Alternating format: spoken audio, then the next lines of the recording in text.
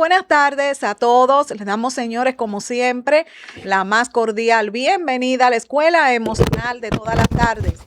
Somos controversia, salud, humor, deportes, debate, arte, política y muchísimas cosas más. Bueno, mis amores, hoy es viernes y un día muy especial porque se celebra el 45 aniversario del Nuevo Diario. El Nuevo Diario celebra este día, este viernes, sus 45 años, informando a los dominicanos con credibilidad y compromiso, y estamos compartiendo con todos ustedes parte de lo que se celebró aquí en el Nuevo Diario por sus 45 años, dando pues información, las cosas como son. Bueno, mis amores, hoy vamos a hacer un recorrido maravilloso por el mundo de la salud.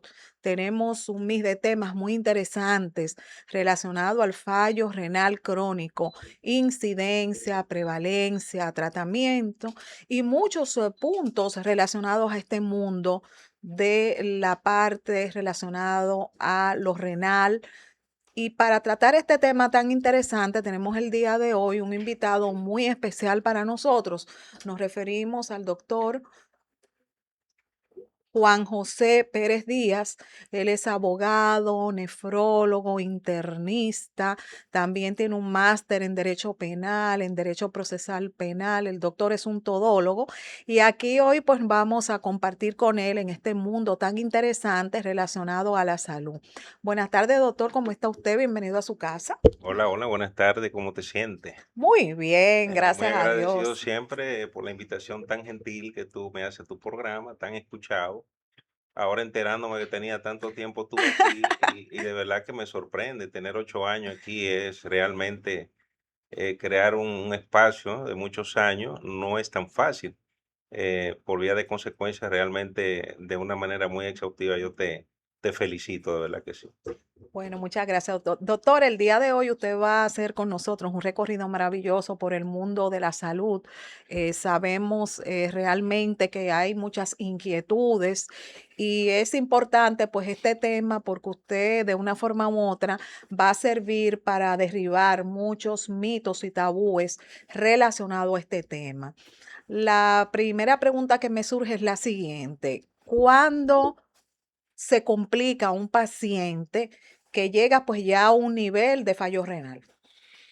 Bueno, fíjate, lo primero que debo señalarte es que el fallo renal crónico tiene una alta incidencia, una alta tasa de incidencia y prevalencia en nuestro país.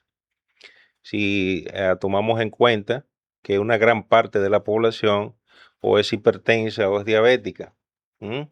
Y se establece específicamente que un 20% de la población es diabética y un 30% son hipertensos. Y por vía de consecuencia eso aumenta la cantidad de pacientes que pueden padecer de un fallo renal crónico. El paciente con fallo renal crónico, pues complica por muchas situaciones, muchas condiciones que pasan, ¿no?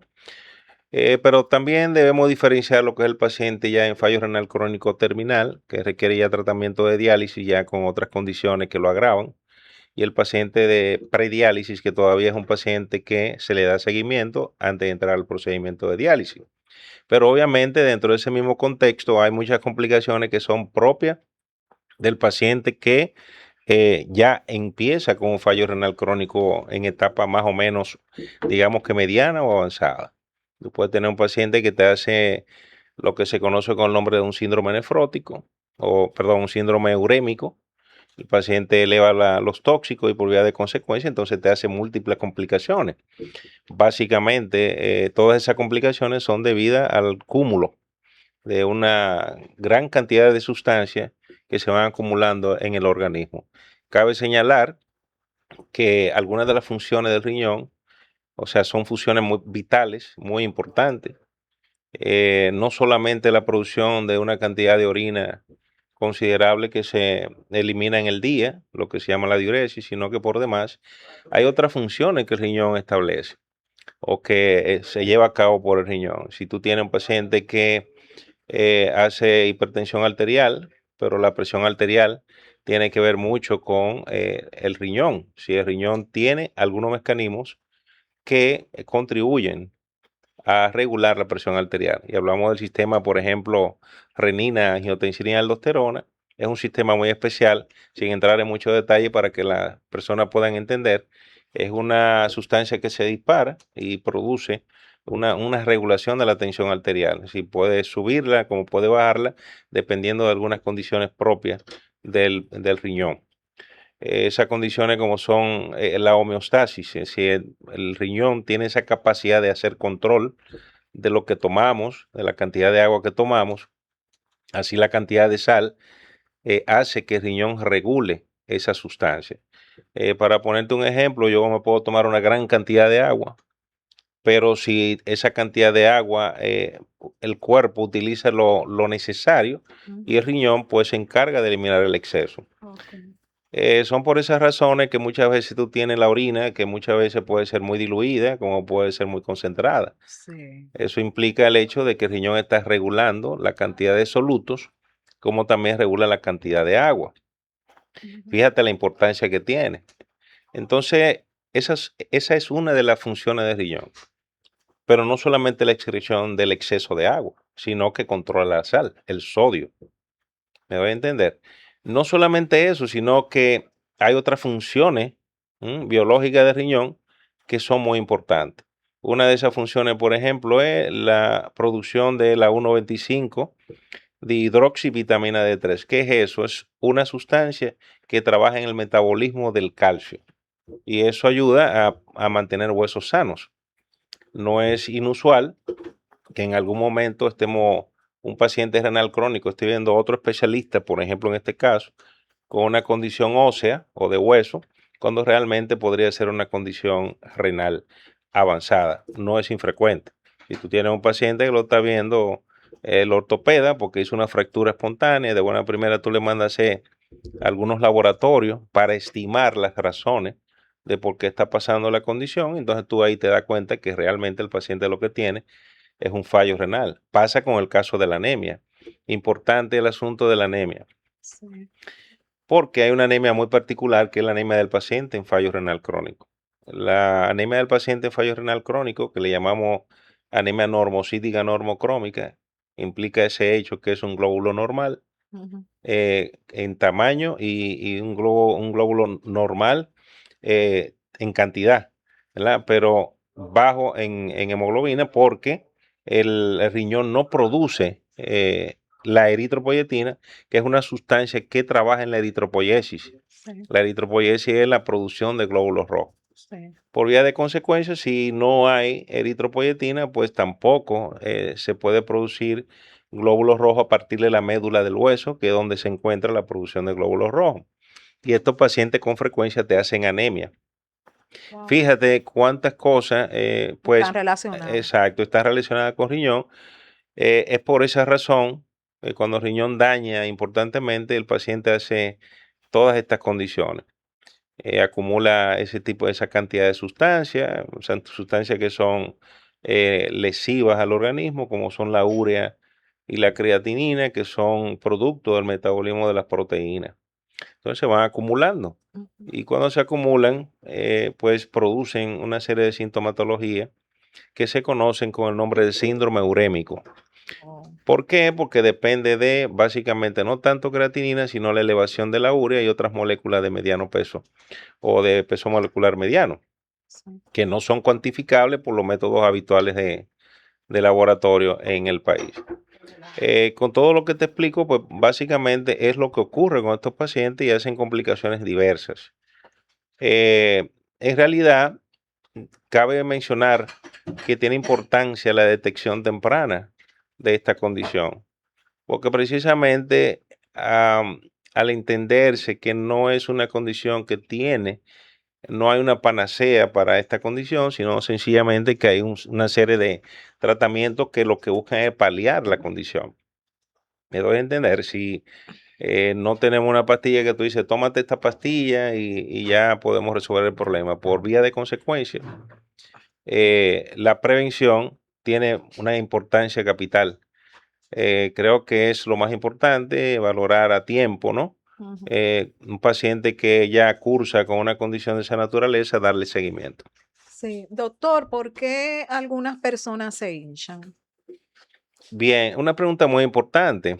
Fíjate, el riñón tiene la propiedad de mantener digamos, la sustancia de un alto peso molecular en la sangre. La proteína, básicamente la albúmina, es una sustancia que mantiene digamos, los líquidos en el lecho vascular. Cuando hay una condición de esa naturaleza, pues se pierde. En el caso del paciente diabético, para poner un ejemplo, en uno de esos estadios, el paciente empieza con una eliminación muy importante de proteína y esa eliminación de proteína, que es tan importante, se puede valorar en la orina y esto se llama albuminuria. Es albúmina en orina. Y esa cantidad de albúmina en orina que se necesita en la sangre para mantenerlo líquido, pues hace, al disminuir los líquidos, ¿eh? Al disminuir la albúmina, eso traduce una extravasación de líquido del lecho vascular Ujú. al lecho intersticial, es decir, a las células. Sí. Y por vía de consecuencia el paciente se hincha. ¿Por qué ocurre esta condición? Bueno, básicamente porque dentro del riñón hay una serie de estructuras. Hay una unidad fisiológica funcional que es el glomérulo, ¿verdad? El glomérulo es lo que mantiene la célula, perdón, la proteína en el lecho vascular.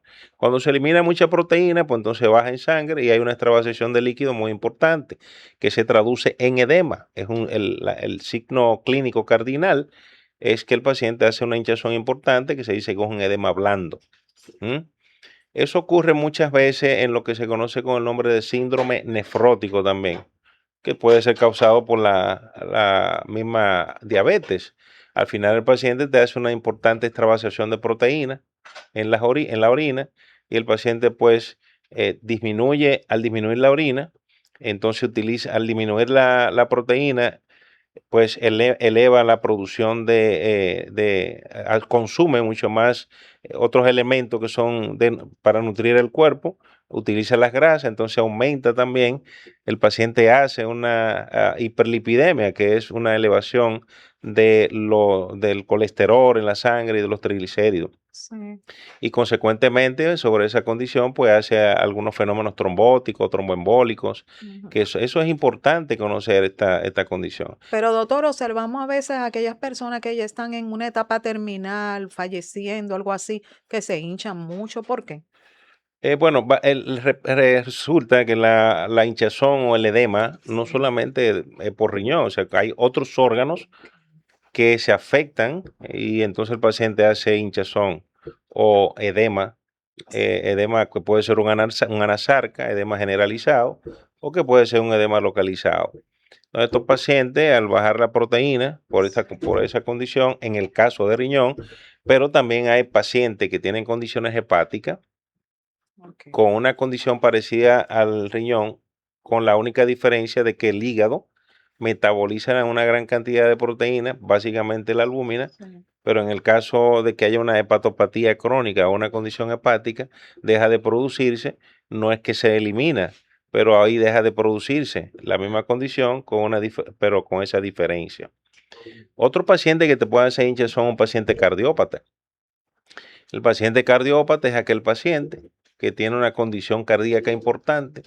Digamos que el paciente tiene una insuficiencia cardíaca y por vía de consecuencia aparecerían otros síntomas, pero otra vez también aparece el edema de miembros inferiores, digamos que la congestión hepática, por decir algunas, congestión pulmonar y demás. Ya eso es diferente a la condición renal que estábamos conversando. Sí, doctor, se dice que los pacientes que tienen situaciones renales también pueden concomitantemente tener situaciones con los huesos, ¿es cierto? Sí, es correcto, como te decía anteriormente. Recuérdate que te explicaba la importancia que tiene el hecho de que los riñones entran en lo que es el metabolismo óseo mineral, la producción de fósforo, calcio, y a través de esa prohormona que mencioné hace un momentito, que es la 1,25, de hidroxivitamina D3. Por vía de consecuencia, esos pacientes pueden hacer algunas enfermedades óseas. Y básicamente hay que entonces administrarle suplemento de calcio, ¿m? Trabajar el fósforo y el calcio con la intención de que estos pacientes pues no hagan este tipo de complicaciones. Fíjate cuántas cosas podemos nosotros tocar con relación a lo que es el riñón. O sea, son órganos, diría yo, que son sumamente importantes y que debemos entender que debemos cuidar sobre la base de eso, ¿no? Ahora, una cosa muy importante es lo que tiene que ver con las razones por las cuales un paciente puede hacer fallo renal crónico. Voy a mencionar algunas de esas razones, pero dos razones son muy importantes, dos condiciones patológicas que hacen que un paciente pueda hacer un fallo renal crónico variable entre lo que es, eh, digamos, hasta lo crónico terminal, que puede hacer que el paciente termine en diálisis, ¿no? Entonces hay varias condiciones. Por ejemplo, tenemos la diabetes, que lo mencioné, como una causa muy importante. La hipertensión es muy importante. Hay algunas condiciones que son inmunológicas, y voy a mencionarte ahí el lupus, para poner una. Sí. Algunas condiciones de nacimiento, como son la poliquitosis renal del adulto o poliquitosis renal del niño, que también se puede ver. Son esos pacientes que se llenan de mucho quiste en ambos riñones, hace una invasión de lo que es el parénquima del riñón, lo invade y el paciente pues puede en algún momento terminar en diálisis. Sí, estamos observando un Ujú. material pues relacionado pues al tema que el doctor está pues compartiendo con nosotros. Doctor, háblenos sobre esa imagen. Ujú. Ese es un paciente con una poliquitosis renal del adulto.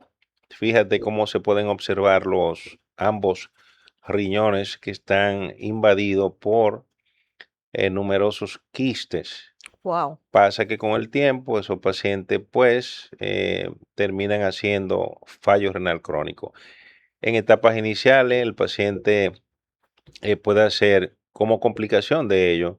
Algunos de estos pacientes empiezan a hacer hematuria, que es sangre en orina.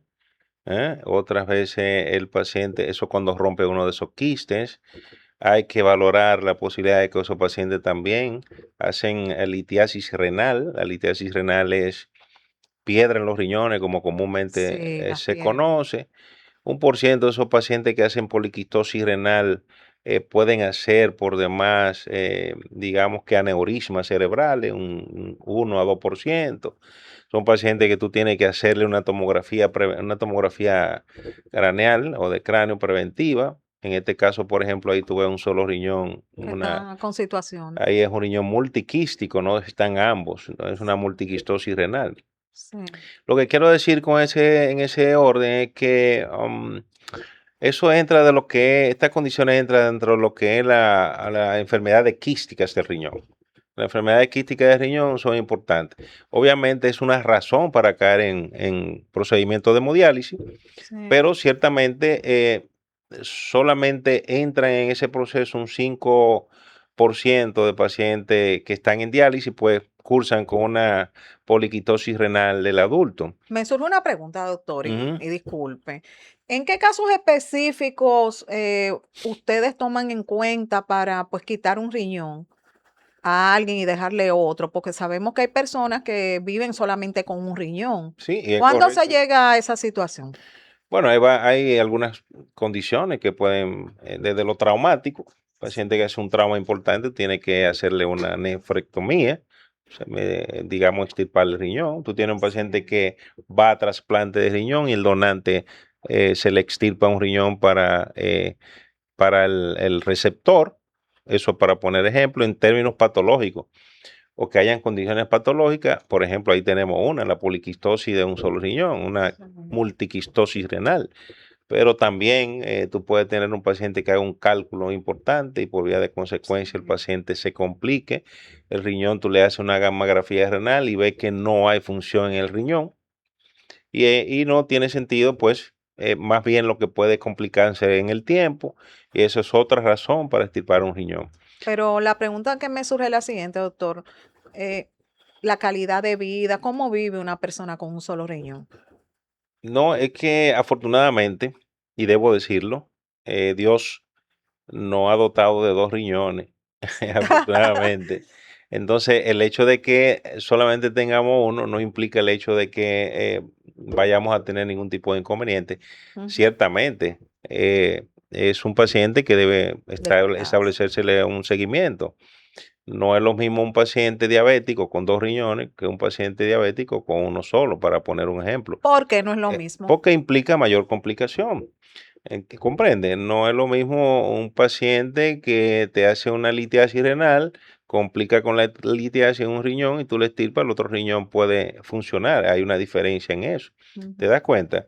O sea, lo que quiero explicarte que hay razones específicas y criterios específicos para cada cosa. Y que, bueno, pues ciertamente, sobre la base de la calidad de vida de un paciente que se le hace una nefrectomía, pues la calidad de vida no es mala, puede seguir igual. De hecho, reitero que el paciente que dona un riñón, pues permanece por mucho tiempo con un solo riñón. Hemos tenido pacientes que han durado mucho tiempo sin ningún tipo de condición y le donan a su mamá. Tengo el caso de una paciente hace muchos años que precisamente vi en días pasados, Wow. con más de 15 años de trasplantada. Ujú. De manera Pero que eso genera el controversia, paciente con doctor. un solo Oiga, riñón puede resolver. Sí, doctor, claro. eso genera controversia porque yo vi un caso de una que le regaló, le dio, ¿verdad? Le donó su riñón al novio y el novio se casó con otra. Todo eso puede Es pasar, una porque dice controversia, Freddy ¿verdad, Nietzsche doctor? dice que mientras uno es humano, cualquier cosa no puede pasar. De manera que ya Eso es controversial, eso es ¿verdad? controversial. Pero ciertamente sí, la donación es algo muy, muy bonito, muy importante. A propósito de ese tema, en lo particular ha habido algunas controversias Sí. con relación al asunto de lo que ahora con la sedulación. Han habido algunas personas renuentes con relación a que se le ponga en la cédula de identificación, que se le ponga que son donantes. Ha habido algunas situaciones con eso. Yo como médico abogado te puedo decir que creo que la donación es algo muy favorable, yo lo veo como muy favorable, pero el legislador obviamente tiene que legislar porque tú no puedes hacer un trasplante sin la voluntad de la persona que va Imposible. a donar. Entonces, yo creo que si ciertamente se logran hacer esos arreglos, pues Sí. yo estoy de acuerdo en eso totalmente. Existe una ley que es la ley 329/98 que habla de trasplante y regula esas condiciones. Sí. Para mí lo veo muy factible, muy favorable, Sí. porque de por demás rompe con una idiosincrasia errada. Tú sabes, el dominicano no tiene esa cultura de trasplante. Sí. Y yo en día pasado, de manera jocosa, conversaba con mi mamá y le decía, mami, pero si tú falleces o algo, eso no es nada que tú des una córnea o que dé. Y ella dijo totalmente, Ay, no, así déjeme tantas tangencialmente, cosas. no, no, no, no, tú déjame con todos mis órganos. Y las Ay, cosas ay, no ay. trabajan así, tú sabes, yo creo que la donación es algo muy bonito, es un altruismo superlativo, que yo lo veo con mucho beneplácito y creo que deberíamos abocarnos a hacer y a legislar para que eso sea pues, factible. Sí, doctor, usted ahorita pues compartió con nosotros este punto tan interesante relacionado a lo que es la litiasis renal o piedras en los riñones.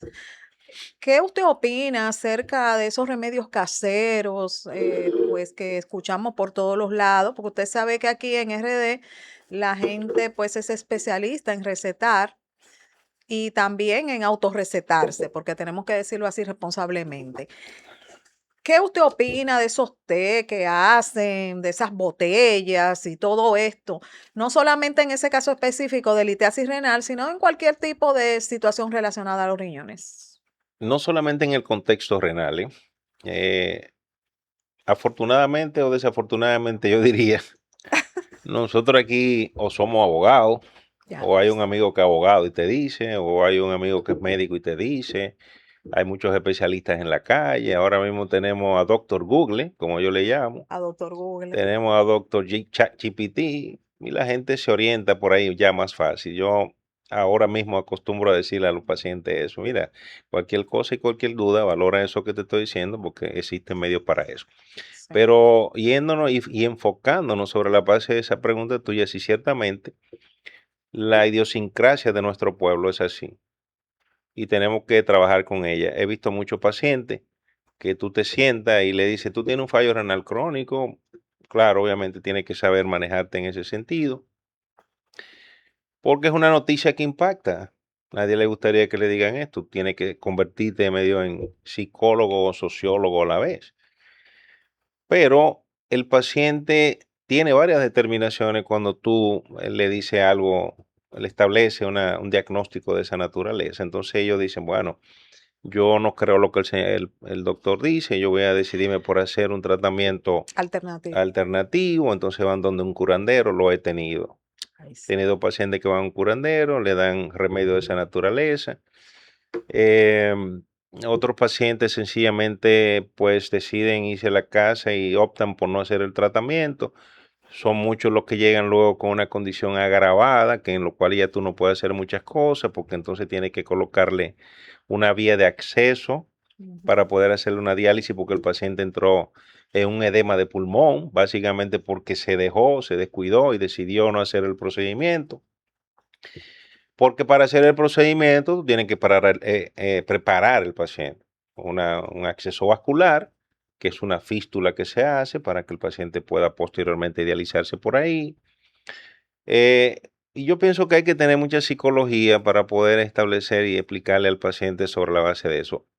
Hay muchos remedios caseros, hay muchas, digamos, hierbas y demás que la gente usa, que antes se usaban. Ya la medicina ha avanzado y científicamente hay cosas que pueden ser comprobadas, pero sobre la base de lo que yo pueda comprobar y trabajando lo empírico eminentemente. Entonces yo en el tiempo hago una experiencia sobre la base de eso. Algunos hablan de la greña Del maíz. del maíz, otros hablan del palo de Brasil, Eso, ¿verdad? Del agua de eh, coco, ¿qué usted opina? otros hablan del agua de coco. Yo lo veo bien como un líquido favorable, porque entre yo usar una Coca-Cola, que es controversial, hablando de controversias, Sí. y usar el agua de coco, yo creo que es mejor el agua de coco, ciertamente, porque hay algunas condiciones con las bebidas, los refrescos. Entonces, fíjate que hay mucho por donde cortar ahí. Y me llega a la cabeza una anécdota. Pues tenía yo una vez un paciente que, una joven, sí, una niña, su papá era de un país de América Central, ahora no recuerdo exactamente, y hay digamos, otra condición allí que es el remedio utilizando la orina. Ellos le llaman orinoterapia. Ahí, virgen. Entonces, la misma orina que usa el paciente, que sale el paciente, que sale con poca creatinina porque no la está eliminando, se la vuelve a dar al paciente. Eso está establecido con algunos indios del Orinoco. La gente retrotrae eso o trae eso a su acervo de remedio. O sea, que usted lo que dice que la misma orina que Sí, expulsa se la toman otra vez. sí. Pero ¿y eso no está lleno de bacterias? No necesariamente de bacterias, si está cargado de solutos, está cargado de desechos. Y si ya tú tienes desechos que están elevados y vuelves y te lo tomas, pues lo que va a hacer es empeorar, básicamente. No estoy diciendo que no tenga sus poderes curativos quizá para otras cosas, pero en ese contexto científicamente no tiene ningún asidero. Por consiguiente, yo lo veo como algo que no es correcto. Y así sucesivamente, te estoy explicando eso en el sentido de que sí, ciertamente esas cosas pasan, porque cuando uno le establece un diagnóstico de esa naturaleza, tú quieres establecer muchas alternativas para resolverlo, y bueno, pues cae en eso. Uno como médico tiene que orientar muy bien al paciente sobre la base de esa condición. Eso es muy importante, poder establecer una relación correcta con el paciente, de manera que tú puedas hacerle una explicación exhaustiva, que el paciente logre entender en palabras llanas y sencillas lo que tiene y cómo tú poder llevar al paciente al procedimiento, haciéndole entender sobre todo que es un procedimiento paliativo, pero que hay otras alternativas de tratamiento y que no es que se va a quedar en diálisis. ¿Comprende? O sea, hay muchas cosas que posteriormente puedo hacer. Establecer la probabilidad de que puedo hacer un trasplante de riñón y durar muchos años más, aunque sea un paliativo, todavía es algo que es favorable. Pero déjame hacer una pregunta, doctor. Ujú. Alguien que llega pues ya a ese nivel de diálisis, como usted está diciendo que es paliativo, en ese sentido no pueden haber casos específicos en los cuales la persona puede salir de ahí. Bueno, O siempre se queda a nivel de diálisis. Es como algo que me surge esa pregunta. bueno, fíjate qué pasa. El paciente en fallo renal crónico, como lo establece la condición, es una condición crónica que se está dando con el tiempo. ¿De acuerdo? El paciente va evolucionando hacia lo crónico. Son las razones por las que el nefrólogo manda hacer una prueba muy especial, que es la depuración de creatinina en orina de 24 horas. Ok. ¿Qué es lo que busca esa prueba? Esa prueba lo que busca es tú estratificar en qué etapa se encuentra el fallo renal crónico. De manera que en cada una de esas etapas tú puedes establecer alguna condición de prevención para que no pase de una etapa a la otra. Por eso es que la prevención es tan importante. Porque una vez una nefrona se daña de 1 millón y pico de nefronas que tenemos en cada riñón, una vez una se daña, la otra hace un efecto dominó. Wow. Se llama eso teoría de la nefrona intacta. Wow. O sea, se va rompiendo una, va dañando la otra y O sea sigue que la es otra y la otra. irreversible, doctor. Es irreversible. Esa es la palabra. Como es irreversible, yo me apoyo en la prevención.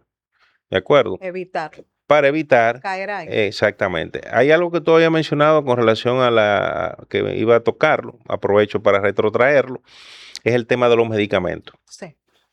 Pues los medicamentos traducen y pueden producir en algún momento un fallo renal crónico. Es común que el paciente, y sobre todo la mujer, eh, utilice medicamentos antiinflamatorios no esteroideos porque tiene una migraña, porque tiene trastorno de dismenorrea, dolor con la menstruación, entonces usan los medicamentos de una manera desmesurada Sí. y consecuentemente el paciente hace una nefropatía intersticial, que es una condición propia del riñón que se traduce inicialmente clínicamente con hematuria en orina y posteriormente el paciente con el devenir del tiempo de seguir con esa condición podría ser una insuficiencia renal crónica. ¿Por qué pasa eso? Precisamente por lo que conversábamos, porque no hay una regulación. Cuando tú indicas una receta, para ponerte un ejemplo, eh, tú estás regulando. Pero cuando el paciente tiene la facilidad de ir a la farmacia y entonces hacer y comprar el medicamento que quiera, pues eso tiene esa La consecuencia. automedicación. La automedicación propiamente. Eso pasa con los analgésicos antiinflamatorios, pero también puede pasar con algunos antibióticos. O sea, tú tienes antibióticos que te pueden producir un fallo renal crónico de no saberlo usar. Ya. Es el caso, por ejemplo, de usar gentamicina, sin mencionar nombres comerciales, para evitar situación, pero básicamente eso es muy importante. Utilizar ese medicamento en pacientes que ya tienen un deterioro de la función renal, aunque sea mínimo, puede pasarlo de lo crónico a crónicamente agudizado. O sea, el paciente está crónico, pero tú le pones medicamento que eleva la condición o que empeora la condición. Por eso es que debemos ser cautos a la hora de indicar cualquier tipo de medicamento y valorar siempre la funcionalidad del riñón. ¿Por qué? Porque el riñón no solamente tiene las funciones que te mencioné, hay una función importante que entra dentro de lo que es la farmacocinética. La farmacocinética es el metabolismo del medicamento hasta la eliminación del medicamento. ¿Me doy a entender? Entonces, si tú tienes un riñón afectado y pones un medicamento que le afecte más, pues puede complicar la condición. Porque todo lo que el riñón, todo lo que tomamos, todo lo que consumimos, todo fármaco, se desgrada y termina eliminándose por el riñón. O sea que es un filtro. Exactamente, precisamente dentro de la condición teórica que vamos a hablar, que tenemos que conversar, es que una de las funciones del riñón más importantes es la filtración de sangre. Filtro. Entonces, el gasto cardíaco, que es la cantidad de sangre que el corazón maneja, debe ser filtrado en el riñón. Okay. Entonces, el riñón produce un filtrado que se llama así, que la orina, es una ultrafiltración. Existen y se realizan en el riñón una serie de mecanismos para hacer y producir la orina, pero con la intención de eliminar esa gran cantidad de soluto que lleva la sangre. Al final, reitero que lo que hace el riñón es básicamente filtrar la orina, y eliminar la cantidad de tóxicos que el cuerpo produce. Con lo que me como, con lo que tomo, la cantidad de sal que utilizo y demás, es por ahí que tiene que eliminarse. Doctor, hay personas que no toman mucha agua. ¿Eso puede dañar los riñones? Es correcto, sobre la base de que el paciente haga una deshidratación severa. Y en este punto debo señalar la importancia que tiene la ingesta adecuada de agua en términos de cantidad. No solamente cualquier líquido, estamos hablando del agua, Sí. ¿verdad? Entonces debe tomar de 3 a 4 o 5 litros en un día ¿Y si se excede? para mantener una buena diuresis. ¿Y el que bebe mucha Si te agua? excede, se llama apotomanía, la gente que le gusta tomar mucha agua, el riñón se controla, se encarga de regular y controlar esa condición. Si elimina la cantidad de agua que tú te tomas, va a estar con una diuresis excesiva, una cantidad de eliminación de agua excesiva, básicamente porque el riñón lo que está tratando de lograr, Sí. compensar y limpiar. Pero básicamente eso es en un paciente con riñones sanos. El paciente con riñones con esta condición debe tener cuidado con la cantidad de agua que consume, debe tener cuidado con la cantidad de sal que consume, y el médico especialista en el área le explica la cantidad que debe tomar para evitar que el paciente se sobrecargue. Es importante eso. ¿Por qué? Porque si el paciente no orina, como pasa en el paciente que ya entra en un fallo renal crónico muy avanzado, que Cuando dicen depende que del, se tapa, que depende del procedimiento de diálisis, ¿verdad, doctor? perdón. Eso cuando dicen se tapa la persona que no puede orinar. No, No, sí, no, explíqueme te lo eso. voy a explicar. De que se tapa, no puede orinar. ¿Qué es? No, no es que se tapa, lo que pasa es que el paciente ya la función renal se perdió. Cuando nosotros mandamos a hacer la tasa de depuración y valorarla, lo que valoramos es la cantidad, vamos a ponerlo así en términos porcentuales, que le queda a ese riñón de función. Oh, Para poner un ejemplo hipotético, si tu riñón filtra como el mío un 100% y elimina bien porque no tiene fallo renal crónico, muy bien, la cantidad de agua que pueda tomar no hay problema. Pero si el paciente tiene fallo renal crónico y es un fallo renal crónico avanzado, el paciente deja de orinar. Entonces tiene que mantener un balance y tiene que estar pendiente de eso. El paciente que ya está en diálisis muchas veces deja de orinar por completo y tú tienes que, en el procedimiento de diálisis, establecer un peso adecuado. Entonces tú le explicas al paciente lo que puede ganar entre un procedimiento de diálisis y el otro, lo que le llamamos etapa interdialítica. wow. Quiere decir eso que si en esa etapa se debe calcular por impedancia la cantidad de agua que puede tomar ese paciente en un día. Recuérdate que la diálisis es un procedimiento que se hace interdiario, ¿m? Y los estándares norteamericanos son los que establecen para una buena eficacia de diálisis. Un paciente de diálisis, si hace el procedimiento de manera correcta, puede durar muchos años sin ningún tipo de inconveniente. He tenido muchos pacientes bajo esa condición, pero al final el trasplante, dentro de las tres condiciones que se utilizan para mantener vida en esos pacientes, que son la diálisis peritoneal, que debemos hablar de ella también, y la hemodiálisis, son procedimientos diferentes, pero esos procedimientos al final lo que buscan es, lo que consiguen es eliminar la cantidad de agua excedente y la cantidad de soluto. Recuérdate que eso es la parte de lo que hace, digamos, el riñón, ¿no? Entonces, eso es importante. Para poder hacer este procedimiento, se utiliza en el caso de la hemodiálisis Ujú. un riñón que es ya denominado riñón artificial. La máquina, ¿verdad?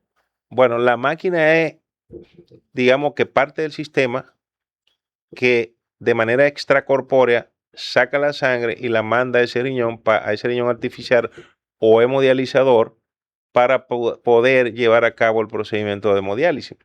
Procedimiento que lleva 4 horas. Ese riñón es desechable, ¿eh? En otros países es reusable porque el costo se hace muy grande. Sí. Hay algunas máquinas que lo reusan. En el país aún no está considerado el hecho de reusar los filtros por las condiciones y las infecciones que pueden acontecer. De manera que es una condición ciertamente compleja. Yo pienso que es muy importante la prevención, reitero, porque es mejor prevenir que tener que lamentar, y ciertamente hay condiciones en ese contexto que debemos valorar bien.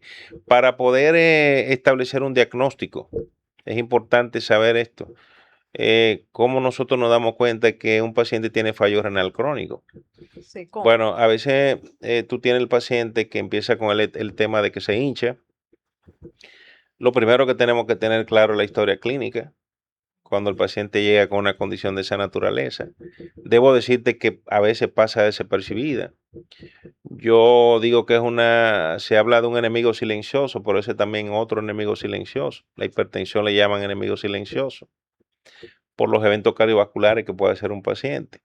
¿Por qué el paciente hipertenso te hace un fallo renal crónico? Porque la hipertensión, Daña el riñón, ¿verdad? claro, no solamente el riñón, la hipertensión tiene una cantidad de órganos denominados órganos blancos, órganos diana, Sí. a la cual la hipertensión, igual que la diabetes, le tira, o ¿A sea, lo cuáles? debilita. ¿A cuáles órganos? Por ejemplo, es relativamente frecuente que dentro de las condiciones cardiovasculares que acontecen por una hipertensión o una presión de manera sostenida, elevada de manera sostenida, está el ACV, los problemas neurológicos, es decir, el derrame cerebral, para que se entienda, el ACV isquémico o trombótico, y básicamente el ACV hemorrágico. El paciente hace una condición muy importante y eso es por la hipertensión. Sí. El paciente te puede hacer una retinopatía. ¿Qué es la retinopatía? Es el ojo, a nivel del ojo, Ujú. acontecen cambios que son por hipertensión arterial. Y si queremos saber si un paciente cursa con una hipertensión arterial crónica, con un fondo de ojo que le hacemos al paciente, podemos determinar los cruces que acontecen ahí. Hay una clasificación para eso que se llama clasificación de Kay-Wagner y lo que hace es valorar Sí. el fondo de ojo y los vasos de la retina para establecer el tiempo de hipertensión que tiene un paciente. También la retinopatía diabética pasa igual. Un paciente que hace una enfermedad renal crónica avanzada, se dice que generalmente cuando el paciente tiene enfermedad crónica renal avanzada por diabetes, también hay cambio en la retina del ojo. Y pasando de la retina, entonces entramos en el corazón, Ya. hablando de hipertensión arterial, como también la diabetes hace condición allí. Entonces, en el corazón produce hipertrofia inicialmente, luego una dilatación importante y una cardiopatía hipertensiva es relativamente frecuente. Fíjate cuántas cosas hace la presión arterial. Y te decía hace un momentito que un 30% de la población cursa con con hipertensión arterial, Sí. un 20% con diabetes. Entonces son pacientes que hay que estar dándole seguimiento. Sí. A veces la presión arterial se hace un poquito difícil de controlar. Se habla mucho de que el cardiólogo maneja la presión, también el nefrólogo le compete esa parte y la manejamos también igual que cardiología. Debemos connotar el hecho de que tenemos pacientes que hacen hipertensión arterial esencial. El paciente que hace presión arterial después de los 50, 60, es común que pueda pasar por aterosclerosis y demás, pero también hay una población de pacientes jóvenes que te pueden hacer hipertensión porque tienen hipertensión arterial no esencial, sino secundaria. Y Si se tenemos que... comienza, perdón, doctor, que le Ujú. estoy interrumpiendo ahí. Si se comienza muy joven con presión arterial, ¿es más alto el riesgo a caer en fallo Sí, renal? obviamente que sí. El paciente joven no asume bien y acata bien el tratamiento antihipertensivo. Sí. Esa es una parte importante, pero ciertamente el hecho de tú empezar tempranamente con esa condición, Ujú. la hipertensión arterial produce un impacto muy importante en el riñón y consecuentemente va pasando los tiempos, se hace inexorable el hecho de que haga en algún momento un fallo renal crónico. Otra Adelante. preguntita le quiero hacer. Una persona que haya tenido piedra en la vesícula, ¿puede en el futuro tener piedra en los riñones? La piedra en la vesícula, que es la colelitiasis, Sí. no necesariamente coincida o tenga alguna relación o relatividad con términos de lo que es el paciente que te puede hacer una litiasis renal. Ahora, se puede ver el paciente, sí, que te hace una poliquistosis renal, que Sí. hace quistes en el hígado Ok, o que te hace quistes en el páncreas. ok. Y un 10% de ellos te hacen quistes en el páncreas y un 5% a 8% te hacen quistes en el hígado. Sí. ¿Te das cuenta? Entonces, Sí. eso sí tiene una relación. Ok. Porque es una condición hereditaria. ¿De acuerdo? Tenemos el paciente lúpico. Sí. Vamos a hablar un poquito del paciente que tiene lupus. El paciente con lupus en algún momento te hace una nefropatía lúpica. ¿Qué es eso? Bueno, que el riñón complica por una condición inmunológica. Habíamos hablado hace un momentito de una condición que tiene que ver con inmunología. El paciente que es lábil desde el punto de vista inmunológico, con alguna condición inmunológica, puede hacerte una condición y estamos hablando en este contexto de lo que es el lupus, común en mujeres, relativamente común, más que en los hombres. La paciente te hace lo que se llama una nefropatía lúpica, que es una afectación, digamos, en la célula del riñón, en la parte funcional del riñón, que se traduce en una elevación o una eliminación muy importante de proteínas y consecuentemente produce un síndrome nefrótico que ya lo mencionamos, elevación de colesterol, triglicéridos, hipertensión arterial, eliminación muy importante de albúmina, hipoluminemia, que baja albúmina en la sangre con hipercolesterolemia, y son pacientes que te pueden hacer esa condición. Ese es un paciente que entra dentro del rango de condiciones nefrológicas no muy habituales, porque se establece con un 3 a 4% y creo que un poco menos de esos pacientes que hacen lo que se llama glomerulopatías. Okay. ¿Eh? La glomerulopatía es que el glomérulo es la parte que tiene que ver con lo que es la filtración. Si los pequeños filtros que tiene el riñón se afectan en lo que se llama su membrana basal. Okay. Y la membrana basal, que tiene algunos agujeros fenestrados, es fenestrada, como que debe ser así cerrada, pero se abre un poco y tiene una sustancia que repele la proteína para que se queden en la sangre. Cuando esa sustancia se afecta y se afecta la porosidad de la membrana basal del glomérulo, entonces hay una extravasación muy importante de proteína y consecuentemente el paciente entra en ese fallo que se llama síndrome nefrótico. Y eso es un tipo de patologías que se llaman enfermedades glomerulares, Okay. en la cual ahí vamos a necesitar, hay varias enfermedades glomerulares, ¿Cuál es más? pasa en niños, ¿Cuál es más? Aparte del lupus. o parte del lupus, por ejemplo, hay otras condiciones muy importantes como son el mieloma. El mieloma múltiple te puede hacer esa condición.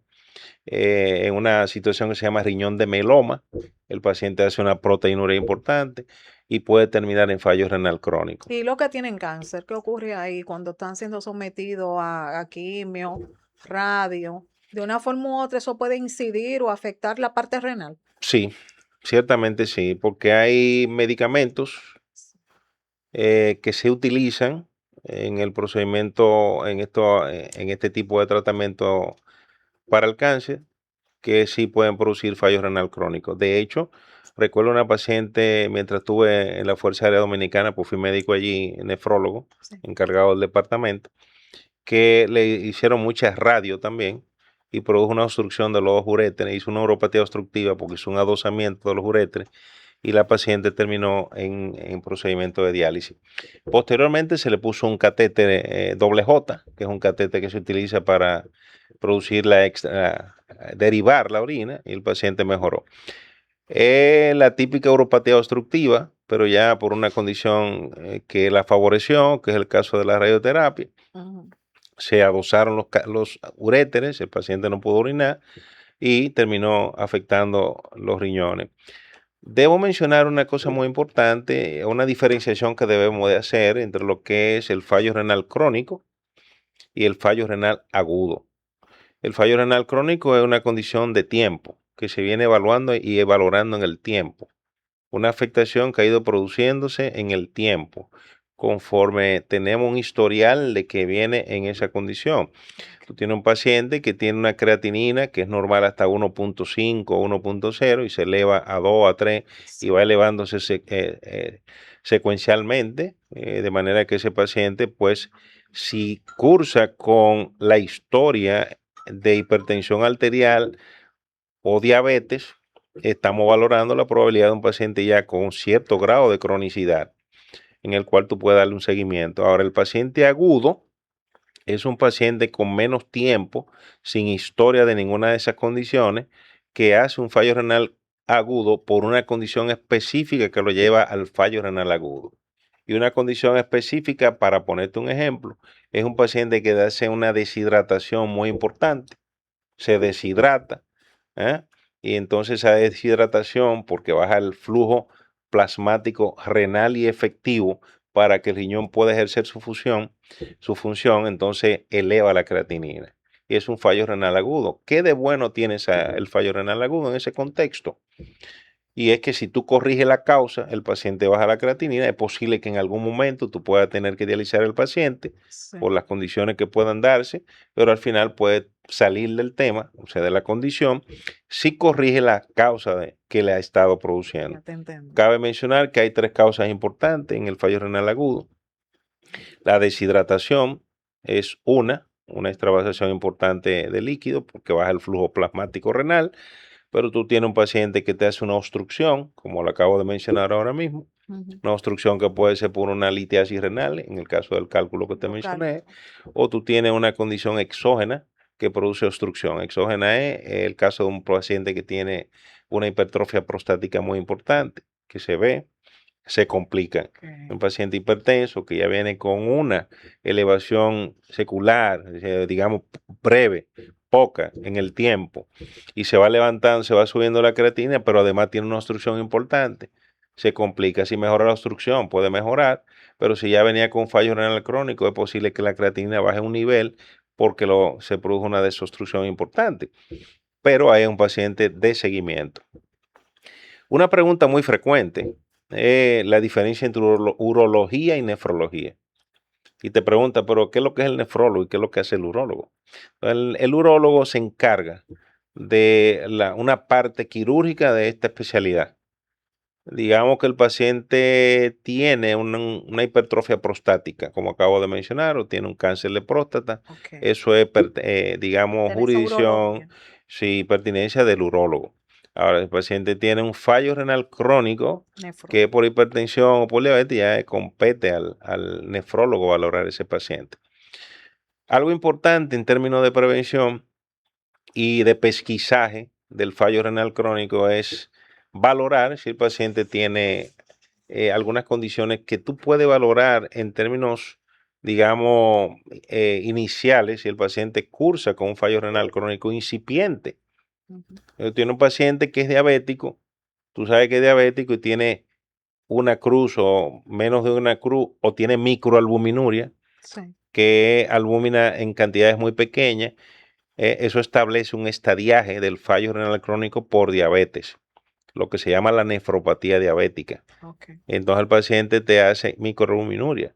Siendo así, tú sabes, en la especialidad, ya con el expertise que uno va adquiriendo, y lo que establece la literatura es que esos son pacientes que ya tú tienes que empezar a hacer prevención temprana Para evitar que caiga en diálisis. para evitar, puede caer, porque la evolución del fallo renal crónico es inexorable. ¿Qué quiere explicar eso?